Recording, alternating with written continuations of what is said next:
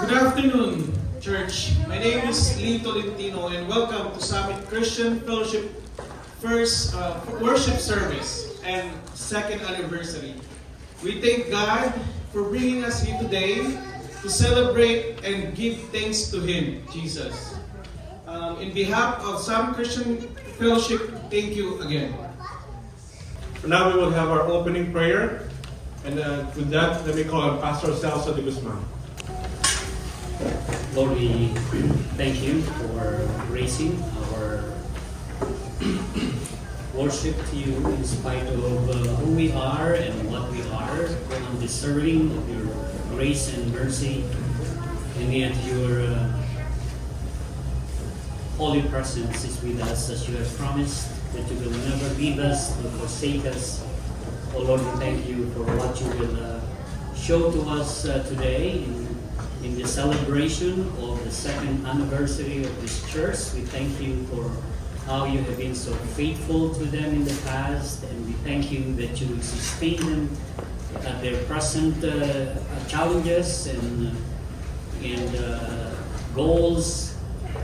We thank you, Lord, that you will also finish the good work that you have started with them. We pray for your special blessing upon each one of us, even for those who are coming on the way. May you give them access throughout this traffic this afternoon. We thank you for your safekeeping upon them as well. We pray for every part of this service that it will bring honor and glory to your name. And we pray all this in Jesus' name. Amen. We will now have our call to worship, and we will be led by Lee Tolentino. Praise the Lord, all you people.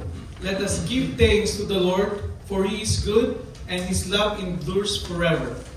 Today we gather to celebrate God's faithfulness through the years. From generation to generation, the Lord has been our guide and our strength. As we remember the past, we rejoice in the present and look forward to the future. We are the body of Christ, called to serve, love, and grow together in His name. Let us worship the Lord with joy and thanksgiving. All for great is His faithfulness, and His blessings are new every morning. Amen. Clap your hands, all you nations. Shout to the God with cries of joy. For the Lord Most High is awesome, the great King over all the earth. We gather today to celebrate God's faithfulness and His unfailing love through the years. Unless the Lord builds the house, the builders labor in vain. We rejoice, for the Lord has built this church and sustained us by His grace. This is the day that the Lord has made. Let us rejoice and be glad in it. Great is your faithfulness, O God. We worship you with thankful hearts, for you have done great things. Let us remain standing as we worship our dear Father, as we sing, in Jesus' name, in God we trust, speak, O Lord. And I would like to call on the worship team to lead us in singing. Good evening, everyone. And praise God that we have a new place that we can worship, right? Yes. You feel comfortable? Amen. You feel relaxed? Amen. Yeah, right? And it's a nice reminder for us that anywhere we go, it's not about the place. The important thing is you have Jesus Christ in your life. You can worship without this place. You can worship everywhere. So, but the thing is, we have this place that we can just utter worship to Him. So let's give our best in worshiping Him, and let's enjoy and give all the praises, the goodness of God. All right? Amen. Amen. Okay.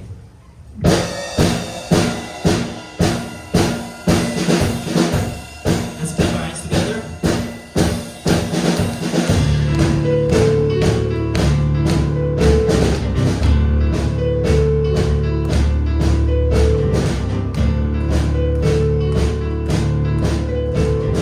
God is fighting for us. God is fighting for us. God is on our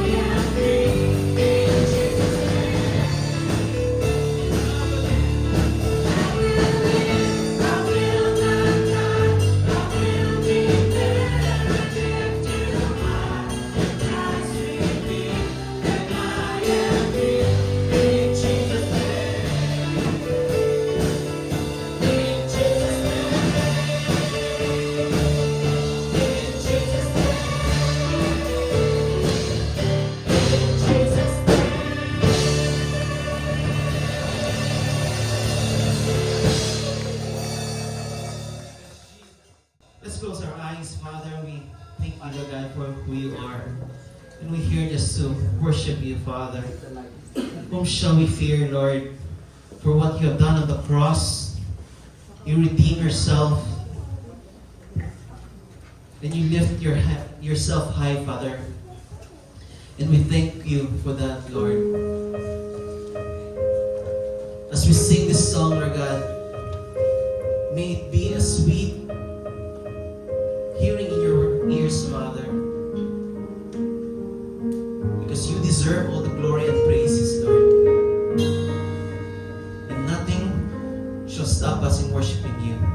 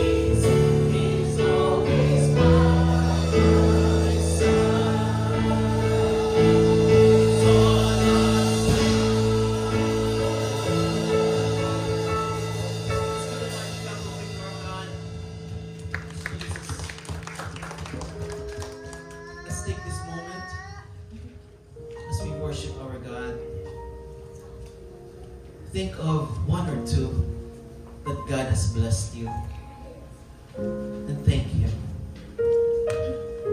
Say words that can just express your heart to Him. Take this moment.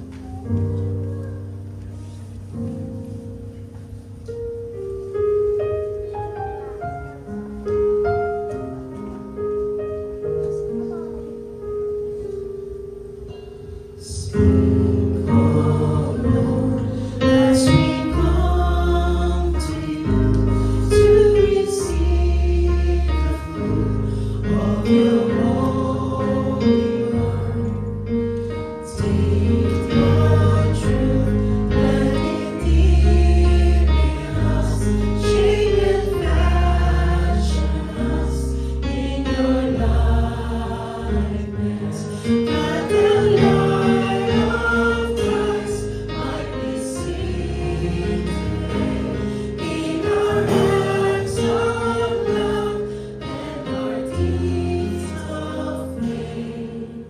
Speak, O Lord, and fulfill in us all your purposes for your glory.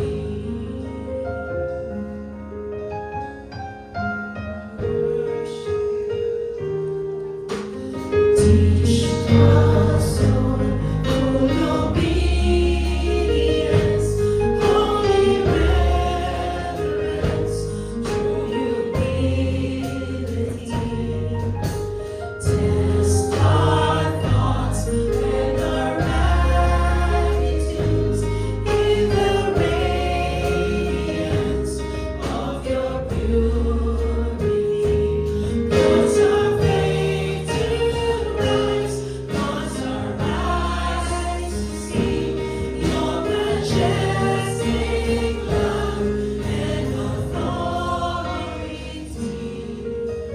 Words of power that can never fail, let their truth prevail over unbelief.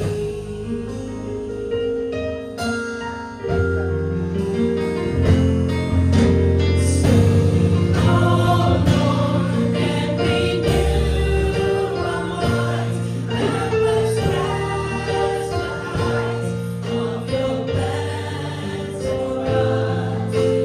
Truths unchanged from the dawn of time that will echo down through eternity. But thy gaze will stand on your promises, and by faith we'll walk as you walk with us. Speak, O Lord, till your church is filled, and the earth is filled with your glory. Let's give a mighty clap offering to our God. Jesus, we praise you. We love you, Lord. In Jesus' name. Let's remain standing for our scriptural reading, and we will be led by Father Phil Abad. Therefore, as you have received Christ Jesus the Lord, so walk in Him, having been firmly rooted and now being built up in Him, and established in your faith, just as you were instructed, and overflowing with gratitude.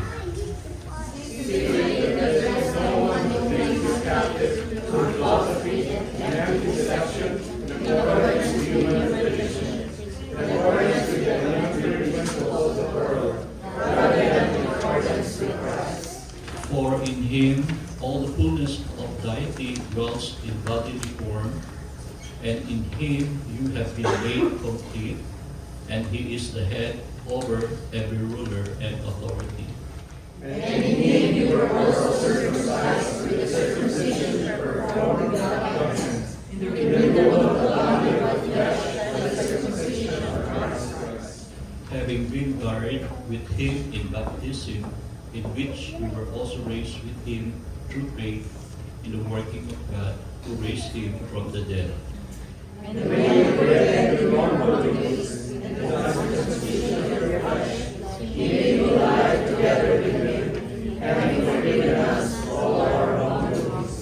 Having cancelled the certificate of debt consisting of decrees against us, which was hostile to us, and he has taken it out all the way, having nailed it to the cross.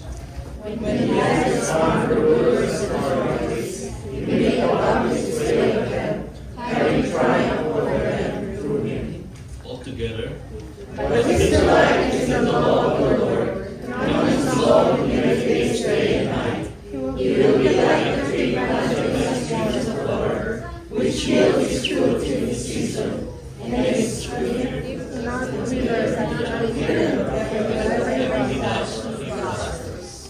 that's all. Be seated. We will now have a special presentation. We will have Pastor Bing, Pastor Cyrus, and Pastor Jupiter to sing I Am Determined. Good afternoon to all of you. In behalf of the City Chapel, which is using this place during the morning services and for years, we would like to welcome you. I think this is a visual aid of the church that Jesus Christ founded in this world. And just imagine, one day, all local churches will be one, singing all the songs that we have just sang in heaven. If Christ will come again to take us to be with Him. At this moment, I could see 3 local churches represented here. Okay, the City Chapel, Queen's Bible Church, and Summit, our Harvest. Oh, I'm sorry, because, okay, I am happy that you are here. And I hope this is not the first and the last, but the beginning of our, fellowship together, serving the Lord together, singing all these praises to God until He comes, or until I hope Jesus will come during our joint service. So I'd like to sing with this younger brothers of mine. I don't know them before, but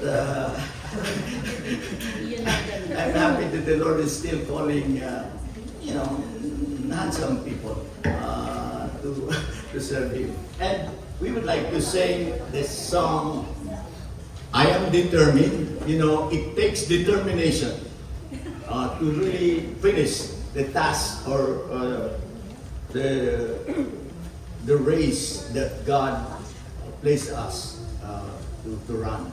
And without God, without Jesus Christ, without the Holy Spirit, we could not do it. And thank God that we are not alone. But we need to be determined to finish what Jesus has started in our lives. I am determined. We are determined.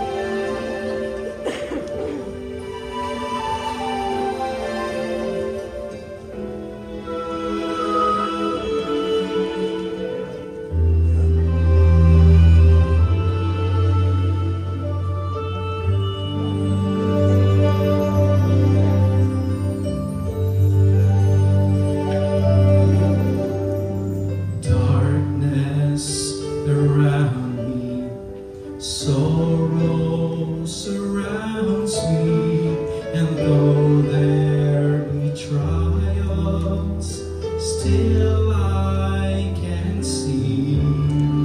For I have this treasure, my God reigns within me, and I am determined to live for the King. I am determined to be invincible till He has finished His purpose in me, and nothing shall shake me, for He'll never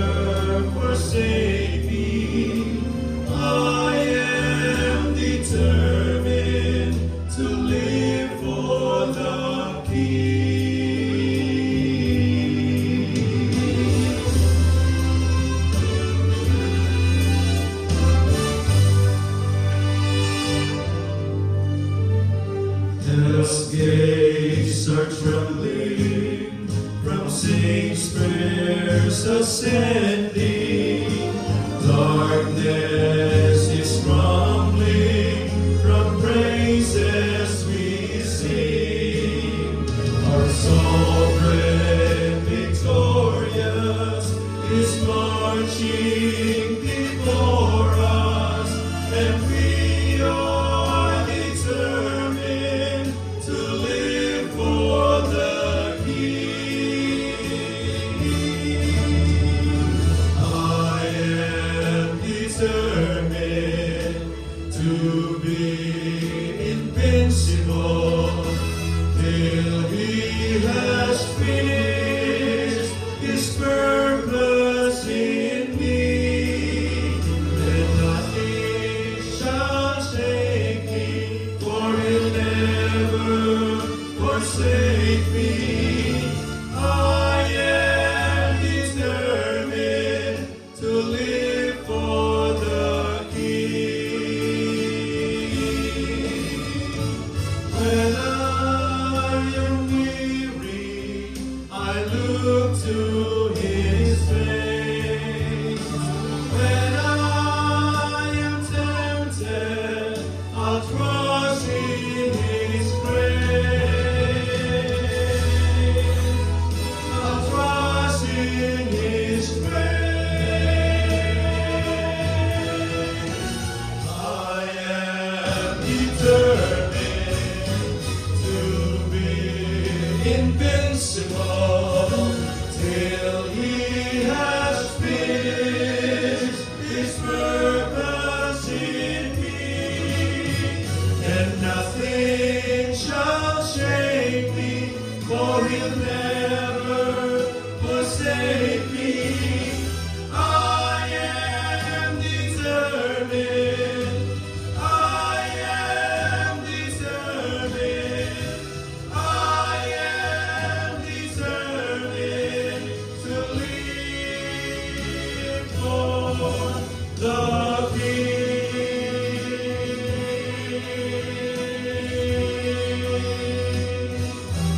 I will live for the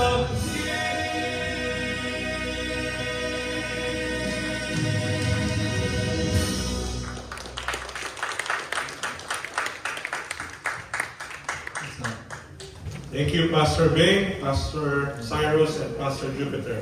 Balik kayo next Sunday. We'll have an album. As we continue on offering their singing talents to the Lord, let us call on ensemble to sing Upon This Rock.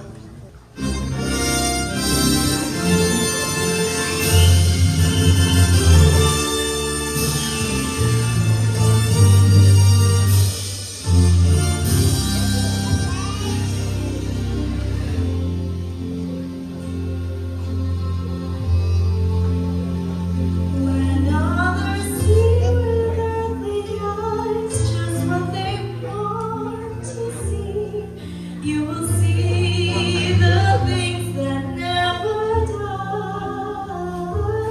You will know and recognize by simple childlike faith the priceless truth that others will deny.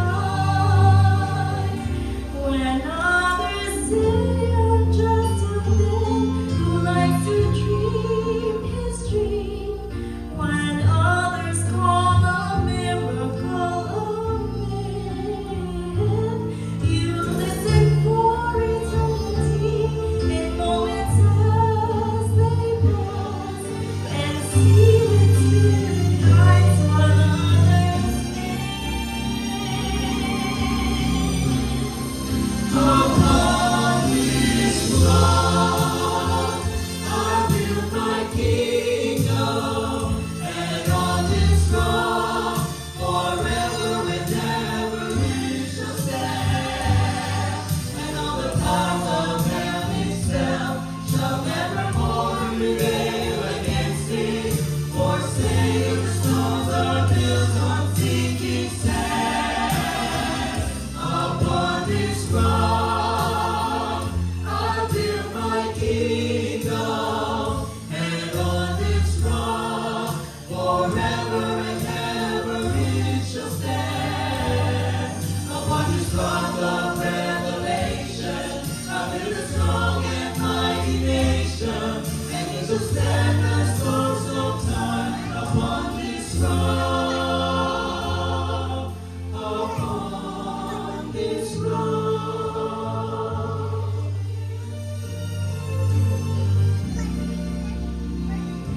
Within a simple carpenter, you see the Son of God. If you would choose to lose when you could win. If you would give your life away for nothing in return, then you are where my kingdom will begin. Upon this rock, I'll build my kingdom, and on this rock, forever and ever it shall stand. And all the powers of hell itself shall never more prevail against it. For Satan's thrones are built on sinking sand. Upon this rock, I'll build my kingdom, and on this rock, forever and ever it shall stand. Upon this rock of revelation, I build a strong and mighty nation, and it shall stand as soon as upon this rock, I build my kingdom, and on this rock, forever it shall stand. Upon this rock of revelation, I build a strong and mighty nation, and it shall stand the sons of God upon this rock. I'll build my church upon this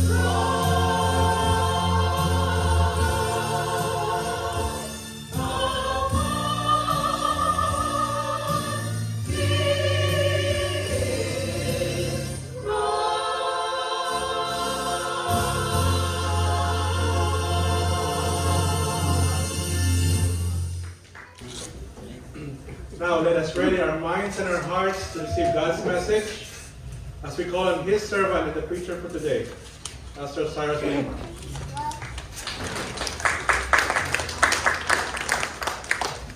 We praise God for the opportunity of sharing His word this afternoon. I see familiar faces. I see new faces. And we praise God for allowing us to gather together as one, right? Yes. We may be coming from different churches, but we are one in Christ. Right?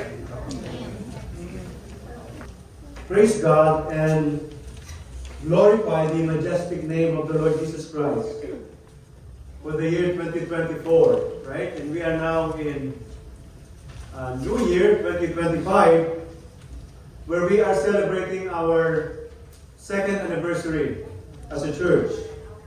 And we praise God for this place, like I said this morning, that He has provided for us, for the whole PCC family, for their letting us use their facility. I'm so excited for the wonderful things ahead of us, through the working and power of the Holy Spirit upon this church. God has a big plan. Do you believe that? And I'm seeing that He is aligning things in place for the good of His people. Amen? If you have your Bibles with you, and I hope you do, I don't care if it's electronic or physical Bible, kindly open it to the book of Colossians, chapter 2, 6 up to 15. And may I request everyone to please stand as we give reverence to the reading of God's Word. The Word of God says, verse 6, as ye have therefore received Christ, Jesus the Lord, so walk ye in Him, rooted and built up in Him, established in the faith, as ye have been taught, abounding therein with thanksgiving. Beware lest any man spoil you through philosophy and vain deceit, after the tradition of men, after the rudiments of the world, and not after Christ. For in him dwelleth all the fullness of the Godhead bodily. And ye are complete in him, which is the head of all principality and power, in whom also ye are circumcised with the circumcision made without hands, in putting of the body of the sins of the flesh by the circumcision of Christ. Verse 12. Buried with him in baptism, wherein also ye are risen with him through the faith of the operation of God, who had raised him from the dead. And you, being dead in your sins and the uncircumcision of your flesh, hath he quickened together with him, having forgiven you all trespasses, blotting out the handwriting of ordinances that was against us, which was contrary to us, and took it out of the way, nailing it to the cross. And having spoiled principalities and powers, he made a show of them openly, triumphing over them in it. Let's pray. Father in heaven, we would like to ask for your mercy this afternoon. Thank you, Lord, for your word that is open before us. Oh Lord, I pray for your servant that you hide him under your wings, oh Lord. It's not me, but it's you, oh Lord, this afternoon. And we just want to give this to your Son's name, Jesus Christ, our Savior. Amen and amen. We will be seated. All of us who are here came to this country in different times and seasons. And some of us came when they were babies. And few are in their teenage years. And the rest are in adult years. So whatever the case may be, we all went into the process of getting our papers, and especially the most important document, which is our passport. You cannot enter a country without passport. Because at the port of entrance, the officer in charge will determine your identity. If you are really the person in the passport that you're carrying with you. So when you enter the port, right, our identity is very important. Not only in the port of entry, but also in everyday life. So your identity is who you are. This is how people know you. This afternoon, we will talk about our identity in Christ. Who we are in Christ. I entitled the message this afternoon, Living Our Identity in Christ. Let me give you a foundation or a background of our text this afternoon. The book of Colossians was written by Paul in his first imprisonment in Rome. And it was written probably around AD 60 up to 62. This epistle was written to the faithful saints in Colossae, a site in modern-day Turkey. Paul instructed the Colossian saints to share the letter with the members of the church in nearby Laodicea.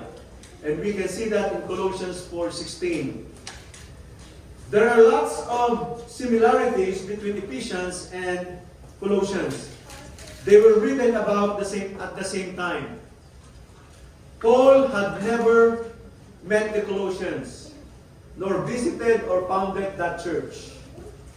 It was started by Epaphras, one of Paul's disciples who was frequent visitor of Paul, to Paul, who shared the problems of the church. And so the letter was written to address those conversations or those problems. So the letter was carried by Tychicus in Colossians 4:7 from prison to the church. And also, scholars believe or suggest that also Tychicus carried all 4 prison epistles written by Paul. And so, the city of Colossae was a multicultural, which is included the Jewish culture. It's mixed. There was no dominant culture unlike the other town of Philippi. It was mainly the Romans and the king. In our modern time today, Colossae was like America, who is now influenced by New Age religion. Anything that is good to the hearing, but no set of doctrines or any movement that you can see in our world today. Colossae was influenced by many religious beliefs. We know that God is above the heavens and that He is supreme above all things. But why is it that people don't understand His power? Right? We think that we need religious stuff to fill the gap, those rituals, right? Legalism and even believing in angels. Paul is telling us that we don't need those stuff because God is enough for us and that He is the preeminence in our life. So the Apostle Paul wrote a letter to the Colossians to encourage believers to remain steadfast in their faith and resist false teachings that were wrapping up the church. So going back to our text, there are 4 truths that we will be dealing this afternoon. First, according to our text, in verse 6, as ye have therefore received Christ, the Lord, so walk ye in Him. The first is we have to walk in Him. The Apostle Paul here, in our passage, talked to those people who already accepted the gospel of the Lord Jesus Christ. Before a believer can walk or exercise his or her faith, thank you. That's why you have to marry. Right? Before a believer can walk or exercise his or her faith, there must be genuine encounter with Christ through the gospel. The verse seems to indicate or acknowledge that he is speaking to believers in Colossae. Paul wants them to know and remember that in him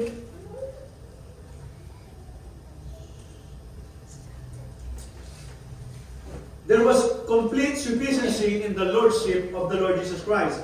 He was enough not only for salvation, but also for the whole journey as a believers in Him. The word walk means to make one's way, or progress, or to make use of opportunities. It speaks of action and progress in your Christian life. You cannot walk and remain stagnant or just in one place and no progress at all. That is not what Christ wants us to do. He wants us to move forward in our Christian life and not look back. Right? When you accepted Christ as your personal Lord and Savior, right, you don't look back. God has given you a new identity. You're now a believer of the Lord Jesus Christ. So you don't look back. The Christian life is not only accepting Christ, although it is the verse that need to happen, but also it's about continuing our life with Him, winning, reflecting His Lordship in every area of our life.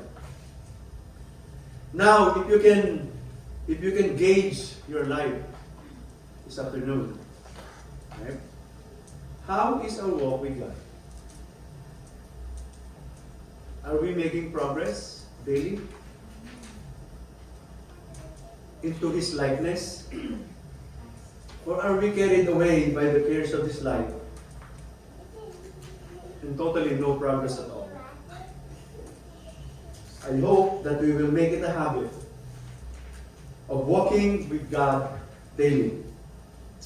Under our first point, it says here, in verse 7, it says, rooted and built up in Him.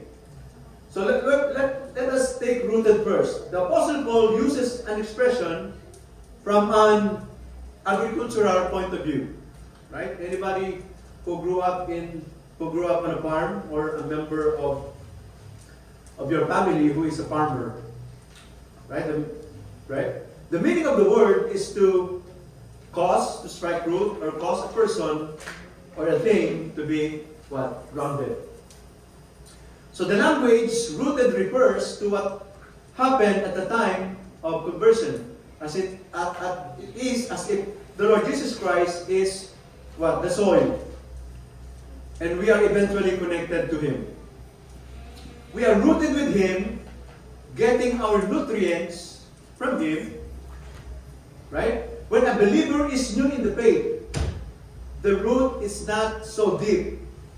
But as we continue to grow in our knowledge of Christ, then you begin to see the root gradually deepen and take hold of the soil until such time that the roots are well rooted and established. Like a tree firmly planted, our faith must grow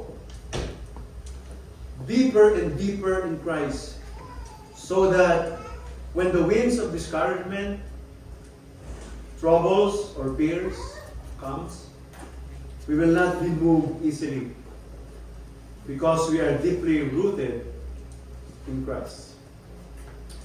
So what are the reasons why we don't grow in Christ? What are the reasons why we don't grow in Christ? There's nothing ignites, right? We don't make progress because we don't know, we do not do our part, right? Christ did His part by dying on the cross to connect us with Him.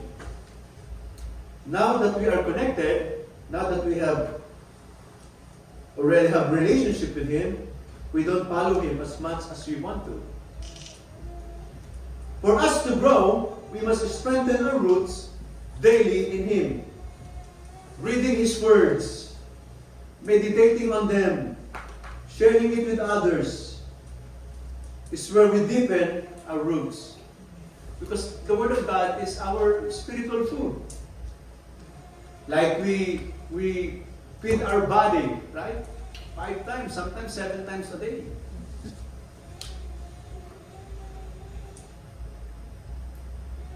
You know that in farming, the farmer uses different methods to strengthen the roots in the soil. One of the examples is the fertilizer, rich in potassium and phosphorus. Watering deeply and avoiding overcompaction of the soil. Consider crop rotation to diversify root system and improve soil structure over time. If you notice, there are many roots in one tree. Right?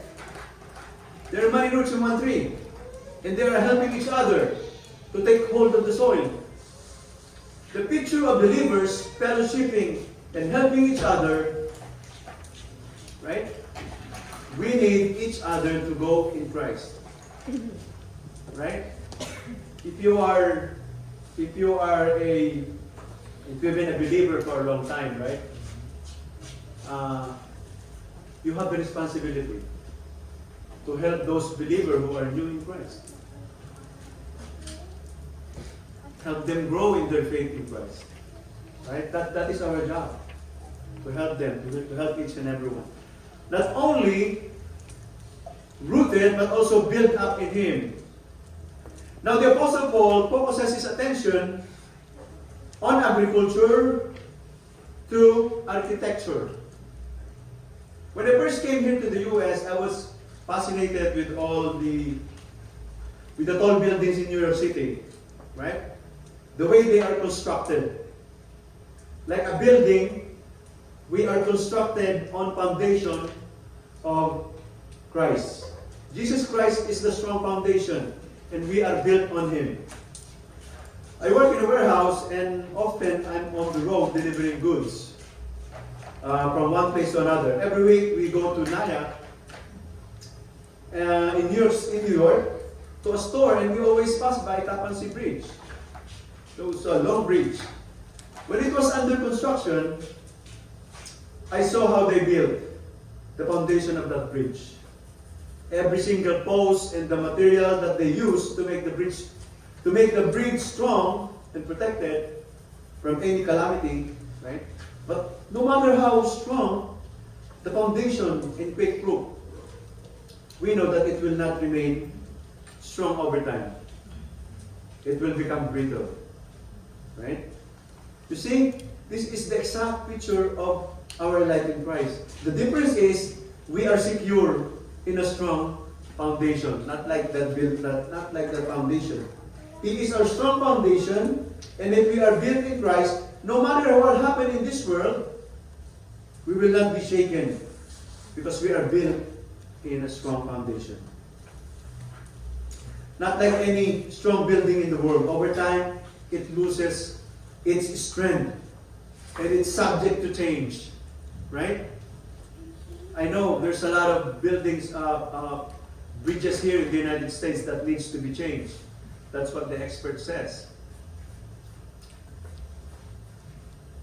But in Christ, we will grow strong more and more because we are founded in Him. There is nothing like Jesus Christ. He is our master builder. And He is our Lord and our Savior. Then the Apostle Paul goes on to say in the phrase, established in the faith. Established in the faith, also in verse 7. It says here, rooted and built up in Him, and established in the faith. The word established in the original means to make firm or confirm. And the thought is that it is a process continuously as we go on in our Christian life. So meaning, until we depart from this world, we will continue to evolve to maturity. The Colossian believers had been discipled by Epaphras how to walk as faithful Christians, and that they continuously to do so and confirm in their hearts and mind. It says in 2 Peter 1:9, for whoever lacks these qualities is so nearsighted that he is blind, having forgotten that he was cleansed from his former sin. So we have been cleansed by the blood. And the Apostle Peter is saying that failure to advance in our Christian walk with God results in doubt and loss of joy and blessing of the gospel that we receive. Not that we will lose our salvation, but the joy in Him. So brothers and sisters in Christ, my prayer to all of us is that we will all come to Christian maturity. Established in the faith, ready to answer every question that will lead people to the saving knowledge of the Lord Jesus Christ. Another truth is that we must abounding in love, therein with thanksgiving. Gratitude is the evidence of a heart that understands the depths of God's grace. He does not want the Colossian believers to be ungrateful people, since they are the carrier of the gospel. But He wants their hearts to be captivated by the truths of the gospel, that they are overflowing with joy and thanksgiving to the Lord. Thanksgiving for being a member of a family of God. Since we are the continuation of the church, we must have this kind of attitude, right? I praise God for all of you here. Thanking God for giving all of you to us, believers. We're happy every time we meet because you are our family. We are glad for the fellowship, and at the same time, giving praise to God for the joy of serving Him with all of you. So that is the joy of the pastor, the leaders. The joy of the pastor and the leaders are the members of the church. You, the church. Second, not only that we have to walk in Him, second, we have to watch out for deception. We have to watch out for deception in verse 8. It says here, beware lest any man spoil you through philosophy in vain deceit, after the tradition of men, after the rudiments of the world, and not after Christ. And so, in verse 8, the Apostle Paul warned them of the danger of false teaching that crept inside the church. Human philosophy and traditions that distort the gospel of Christ. In secular world, they call it the love of wisdom. Wisdom is not bad, right? But it becomes evil when you get it outside the teachings of Christ. There were error or teachings that is circulating inside the church that contradicts the truth of the gospel. So tradition of men that is not biblical according to the spirit of this world, like I said before, not all traditions are bad. Some of them are good. But we must be very careful obeying them. We know when it comes, we know where it comes from. It comes from the enemy of our souls. Man attempts to find out in his own intellect and power those things which only God can provide an answer. It's not bad to do research, right? But if it's beyond reach and only the divine can give it to us, then it becomes evil. It is evil because they only want to exalt themselves rather than the Creator. It is the characteristic of those who have no God in their life but worship themselves rather than God. Empty deceit refers to people who are pushing their false agenda, but there is really nothing you can learn from it. Right? All these things, the Apostle Paul warned us. Now, in our present time, there are so many teachings of men that is not biblically sound. It sounds good to the ear, but it's not biblically sound. It's not correct. And I want you to be very careful with how you receive it. The Bible says that test every spirit if it is from God. That is why we must know our scripture, right? We must know the Bible. Instead of spending so much time on social media, why don't we focus our attention? I use the word we, because I'm also guilty of it. Why don't we focus our attention to the Word of God? And if you know your Bible, we will not be a victim of these false teachers. Focus on Christ. True wisdom comes from understanding His Word and knowing Him, and not human traditions and the system of this world. I'll repeat that. True wisdom comes from understanding His Word, the Bible, and knowing Him, and not human traditions and the system of this world. So whenever you read something, always consult and measure it with the teachings and truth of God's Word, and you will never be swayed by these people or by these false teachers. Number 3. It's in verse 9 and 10. It says here, for in Him dwelleth all the fullness of the Godhead bodily, and ye are complete in Him, which is the head of all principalities and power. Third point is we have to look on the fullness of Christ. We have to look on the fullness of Christ. Here the Apostle Paul always reminds his audience to go back to the person of the Lord Jesus Christ. He explains that in Christ dwells all the fullness of the Godhead bodily, and the believers is complete in Him. For in Him dwells all the fullness of the Godhead bodily. This is the evidence that Jesus Christ is God. First, we can see His deity here. In Him dwells all the Godhead bodily. Second, you have the great measure of His deity. It says, for in Him dwells the fullness of Godhead bodily. This is why we must know this doctrine.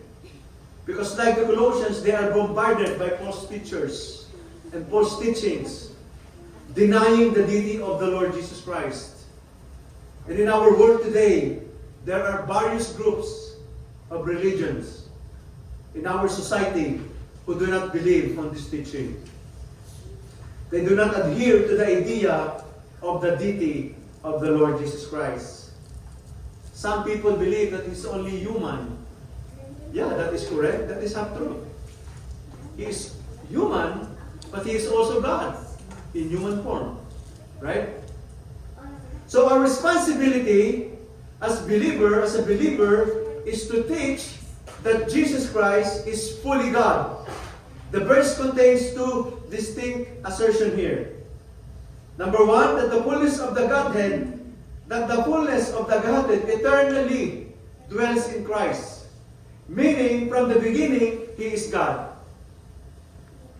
Not only that He is God when He came here to earth. No. He was there from the beginning.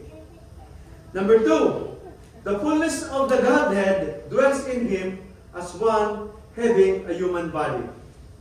So some people may persuade you that some form of divinity dwelt in Jesus, and that is not fully God. This verse teaches us identifying all the fullness of the Godhead with Him and in His manhood. So what the Apostle Paul was trying to convey here is that all the sufficiency of the Lord Jesus Christ and the perfect standing which we have in Him, it is a wonderful expression of the grace of God that the language of verse 10 should follow. Right?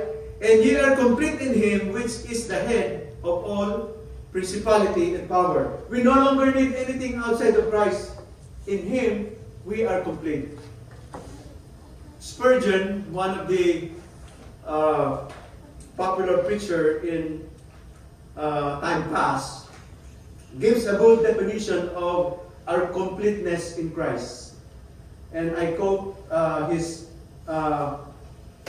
and this is what he said. Number one, we are complete without the help of Jewish tradition. Right? Number two, we are complete without the help of philosophy or wisdom of this world. Number three, complete without the inventions of superstition. And number four, we are complete without human merit. So we are complete in Christ. Don't look to anything else. Don't look to somebody else, right? The people of that time were caught up with the teaching, believing in angelic being, right? Like I mentioned in the last part of the verse. But Christ is the head of all rule and authority. Why would they serve angel when Christ Jesus created them in the first place? Instead of worshiping them, angel, we must worship the Creator rather than the created being. In other words, stop seeking fulfillment outside of Christ. In Him, we have everything we need for life and godliness. So, this afternoon, I hope and pray that we understand what the verse is trying to teach us. Because along the way, you will encounter people who will persuade you to believe in the doctrine of men that is contradict to God's word. It is good that I am able to warn you, so that when the time comes, you will be able to answer and defend your belief in Jesus Christ. So, we as a believer summoned to walk in Christ, and He warned us to be aware of deception that is going on around the church. The Apostle Paul also teaches us that we are complete in Christ because He is fully God. Now we come to the last point, which is in number 4, we have been made alive in Christ Jesus. In verses 11 up to 15. So the Apostle Paul explains the transformative work of Christ that He has done to all those who put their trust or their faith in Him. The Jewish tradition of the day believed that it is by the circumcision of the flesh that they could attain salvation by doing the physical circumcision of the flesh.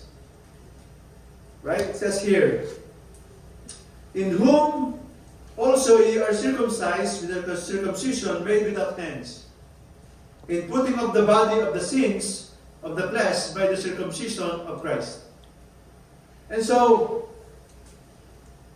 he explained the Jewish tradition of the day, believing that the circumcision of the flesh could give you salvation, right? This is not a physical act, but a spiritual reality. When you acknowledge Jesus Christ as Savior and Lord of your life, we are circumcised by the cleansing of our hearts through Christ. We have been set free from the power of sin. The Jews were saying that they could earn favor with God through good works and tradition, and that they could please God when they observe the law. This is further from the truth, because we are not circumcised by the work of the hands. It says here, we are not circumcised by the work of the hands. We are circumcised through Jesus Christ. The circumcision Christ that He has done on the cross of Calvary. He died, right? The believers also died with Him. He died to sin and the works of the law and to the world. It is not made by hands, right? But by the Spirit. So man has no part on it. It's all done by Christ. In other words, when a person is saved, he becomes associated with His death and renounces any part whatsoever in the process to earn salvation. We are buried and raised with Christ, symbolizes our identification with Him, in His death and in His resurrection. Baptism speaks of the burial of the old self. Right? It says in verse 12, buried with Him in baptism, wherein also ye are risen with Him through the faith of the operation of God, who hath raised Him from the dead. And you being dead in your sins, and the circumcision of your flesh, hath He quickened together with Him, having forgiven you all of your trespasses. So, baptism speaks of the burial of the old self. It took place during the time of our conversion, but we exercise it when we obey in the waters of baptism. So baptism cannot save you, right? But it is a public declaration that you are already saved. And by doing so, through the obedience in doing of the waters of baptism. Not only that, it says in verse 13 and 14, verse 14, blotted out the handwriting of ordinances that was against us, which was contrary to us, and took it out of the way, nailing it to the cross. So we are forgiven and made alive in Christ, in verses 13 to 14. We are dead to sin, but God made us alive in Christ by canceling or blotted out our death. Right? Let's think about the law. The law, in a sense, is not for us, because no one can keep the law perfectly. Right? Has anyone been able to follow the law? No one, right? Even the people in the Old Testament. All those rituals that they follow are all part of their religion. that cannot put someone in the saving knowledge of Christ. So Jesus Christ fulfills all the requirements of the law and nailed it to the cross, and canceling it as a bill is cancelled when the debt is paid off. It's paid for. So by the law, which condemned us lost, Christ by his death became the end of the law. It is not dead. The law is not dead, right? But we have died with it. I think we need to thank God for what he has done for us. And lastly, Christ's victory over all evil powers. In verse 15. It says here, and having spoiled principalities and powers, he made a show of them openly, triumphing over them in it. So Christ disarmed and triumphed over all spiritual forces. His victory is our victory. We have the power to be victorious over sin. By his death on the cross, burial, and resurrection, he conquered evil powers and put them in an open shame by exposing them and their deeds. He triumphed over all things. I believe that his death and resurrection is a glorious triumph over power of this world and Satan himself. Right? Can you imagine had he not rose from the dead? I would encourage you to leave this place because our faith is nonsense. Right? But because he resurrected from the grave, then we are victorious in him. Right? This only proves that when Christ ascended to heaven, even the power of the prince of this world cannot stop him.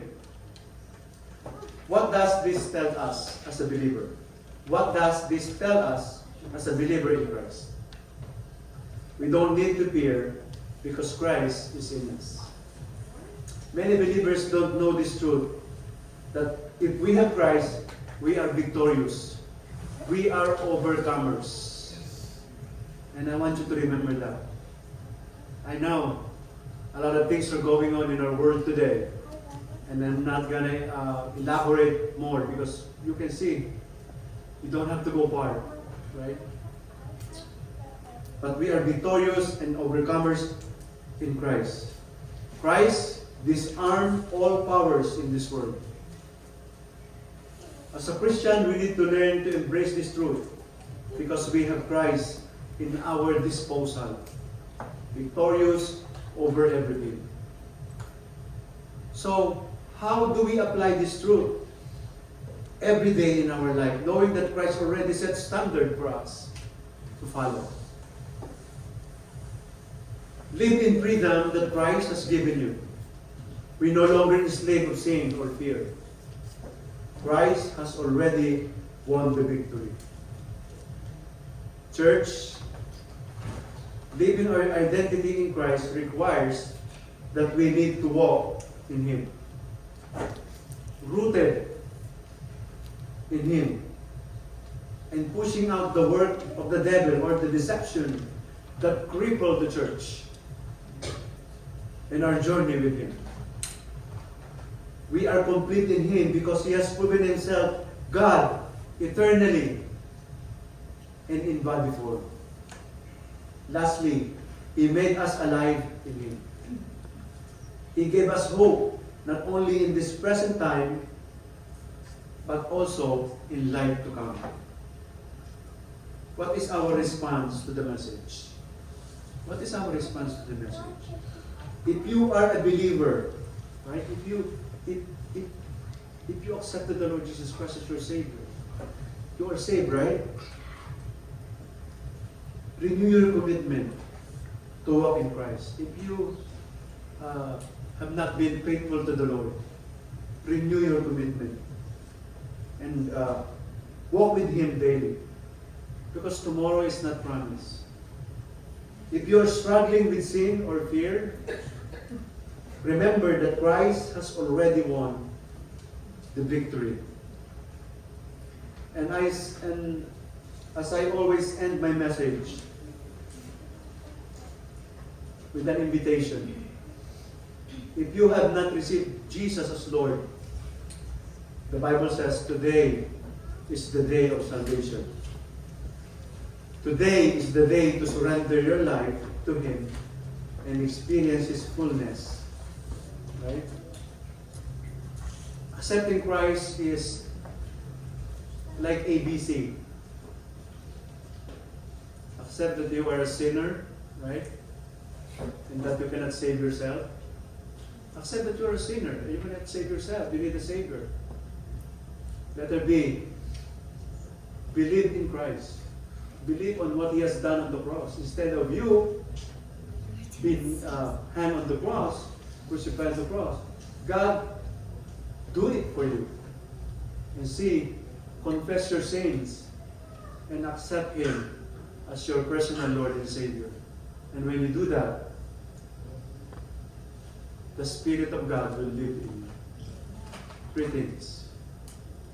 So that is what I want to say to those people who do not have a personal relationship with Christ.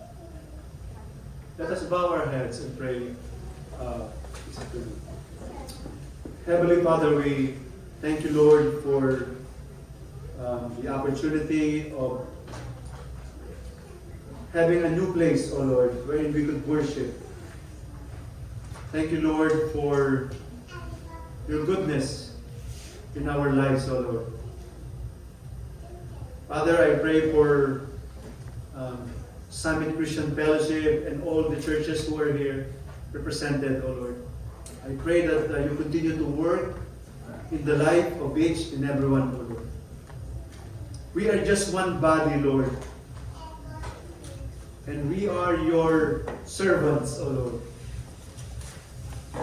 We know, Lord, that the harvest is already ripe. I pray, Lord, that you help us to be the instrument, Lord, in these last days to share the gospel to those people who are lost, O Lord. And I pray, Lord, that you move in a powerful way, O Lord, that we conquer, O Lord. Help us to be of use, O Lord, in the ministry, and help us to fulfill, O Lord, the things that you entrusted to us. And thank you, Lord, for your goodness. Thank you, Lord, and bless us, and we give you honor and glory and majesty to you alone. In Jesus' name I pray. Amen. Thank you, Pastor Cyrus, for that reminder that we have victory in Christ already. We need to be careful not to be deceived, not to fall under the new age that's what's coming out. That we need to believe in what Christ did for us on the cross.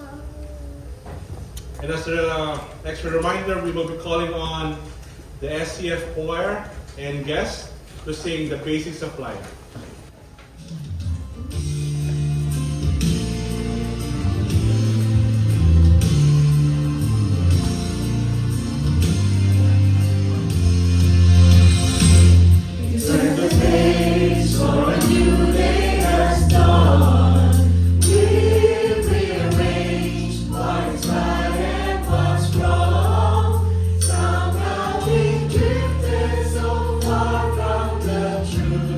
That we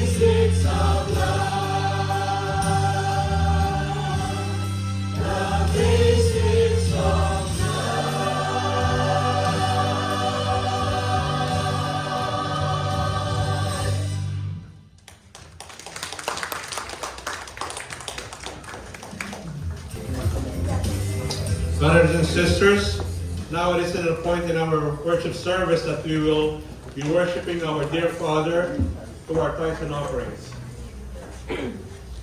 Remember, giving back to the Lord is not merely a duty.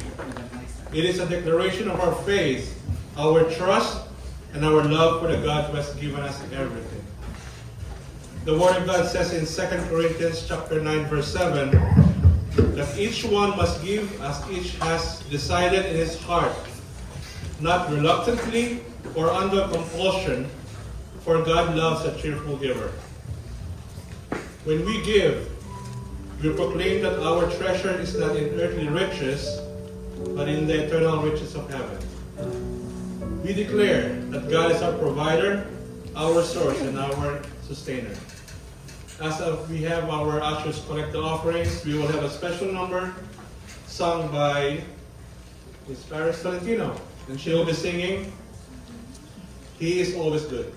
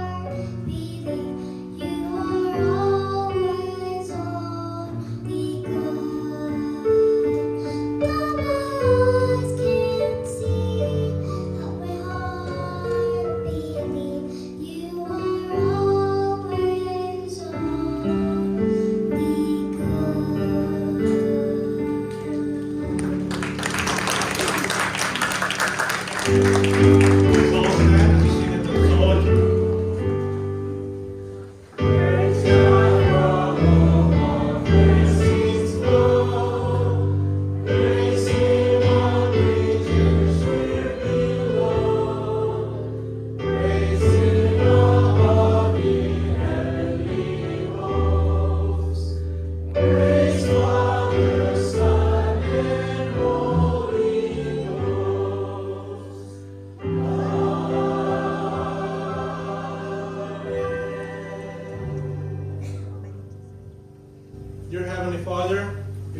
together as your children, grateful and thankful for your love, your mercy that you have showered to us each and every day.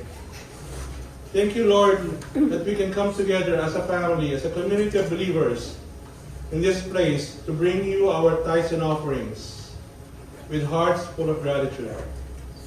Lord, we recognize that these are just merely a portion of our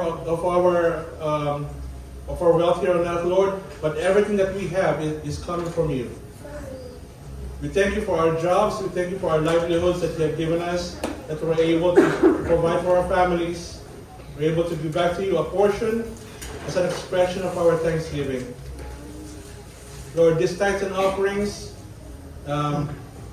will be much better use in your hands, Father, that they may be used to further your kingdom, spreading your message of love and salvation to those who have to hear about you.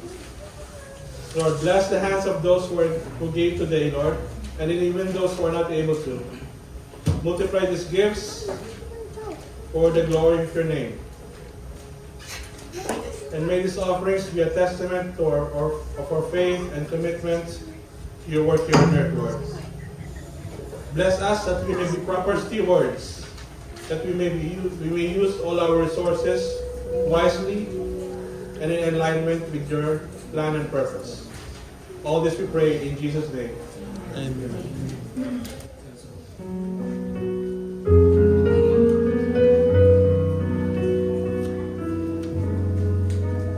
Once again, let's call on the worship team to sing our closing song.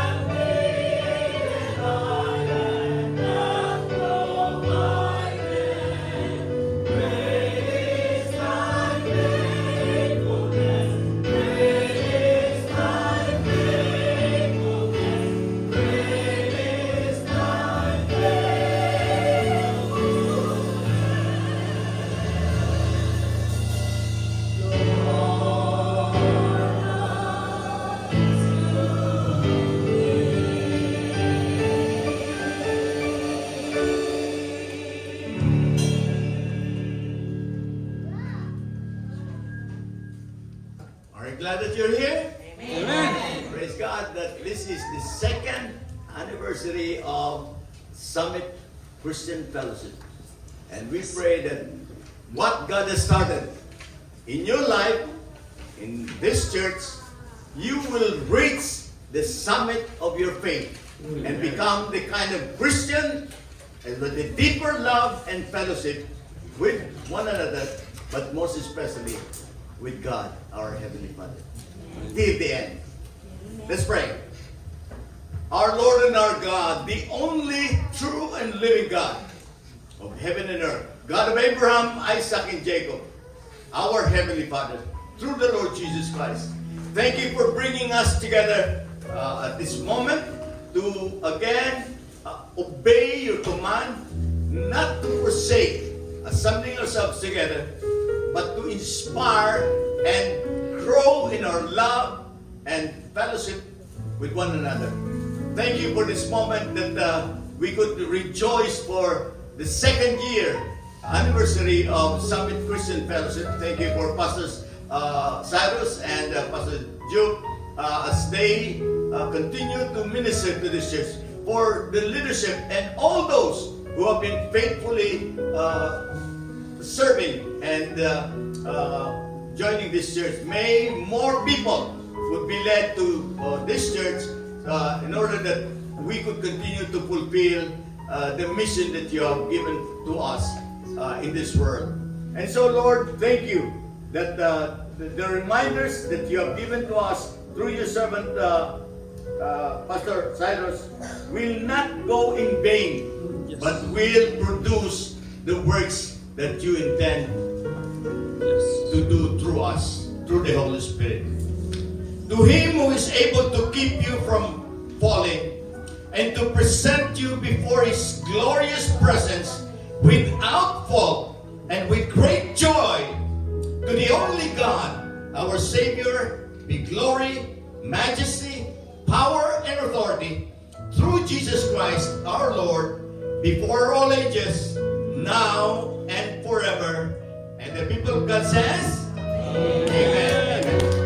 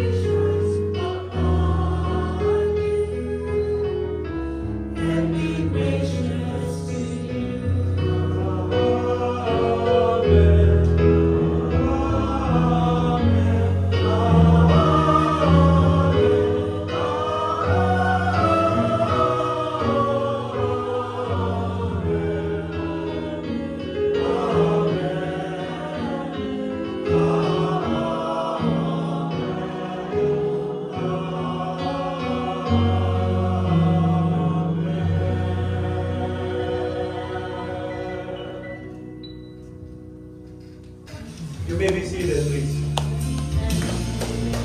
Okay, just for a quick announcement, first of all, we would like to thank all our friends from different churches who came and celebrated with us, friends and families. And indeed, we are grateful and thankful to the Lord Jesus Christ for giving Summit Christian Fellowship the second year. And to Him all the glory and honor. Yeah, we praise God for the second year anniversary of this church. We just started like 7, right, in our home, doing Bible study and fellowshipping. And I know that God is brewing something, right, in His church. So thank you for coming, and I think we have some announcement. Yes, we always have our Bible study every other Fridays. We usually do it at our house, but we are thankful for the. Before that, we are thankful and grateful to the City Chapel for allowing us to use their facility. Last year, 2024, we were able to use the facility of Harvest City Bible Church Thank you. through the leadership of Pastor Ed Ramos. Thank you so much to Harvest City Bible Church, because for the past year during our worship service, we do our once a month worship service, and this year, as servants of God, as children of God, we have decided to start our every Sunday worship service beginning today here at the City Chapel from 4:30 p.m. And Bible study, we will also do it here every other Friday from 7 p.m. to 7 p.m. We have our refreshments, and then we do our Bible study until like 9:30. And then we have also our prayer meeting every Tuesday from 8 to 8:30 p.m. With a Zoom ID 917-620-1681 if you want to join us with a passcode 1111. And also, we would like to thank all the pastors who are here, supported, who has been supporting Summit Christian Fellowship, especially to our Tatay Pastor Celso, and now to our second Tatay Pastor Dave Oyos, and also we would not like to forget our Tatay from Harvest, Pastor Ed Ramos, and also to all our friends who are here. And Yeah, we are so thankful because we have mentors, right? Pastors who are willing to help us in doing ministry, and we are so grateful for them. and also one of our brother pastor, Pastor TJ. Yeah, Pastor TJ is not here, so we also thank him for what he is doing to us, helping us in ministry also. Yes. And also, well, since we're here, we would like to greet our friend Roselle, our SCF member Roselle, a happy birthday tomorrow. And also Sister Abby with the PCC. Her birthday was what? Friday. Yeah, Who happy else is birthday. celebrating your birthday? Anniversaries. Anniversaries and birthdays. Happy birthday and happy anniversary. And also, we would like to greet our first time visitors. Could you please stand up so we could recognize you? First time First time visitors. visitors. Thank you so much. Thank you so much for coming. We pray that this is not going to be the last time that you will come and visit us. Please join us. This place is open for you to come and join us in the worship service on Sundays. Thank you so much. And we have some refreshments. May we request Pastor Chuck to pray for the food. Hello, kapray natin na wala masyadong uric acid yung okay, tamaan ako ng uric. So let's all stand up. Let's pray. Heavenly Father, we thank you so much for the fellowship, and we also would like to thank you for providing us the food. And we thank God for, we thank you, Lord, for providing people to provide the food and to prepare the food. Bless them, Father, and also bless our fellowship this evening. And we commit to you everything. In Jesus' name we pray. Amen. We're going to have a long table so that you could continue to talk with each other. Okay? Fellowship over the food. Don't just eat. Look at your neighbors and table mates. God bless. Enjoy.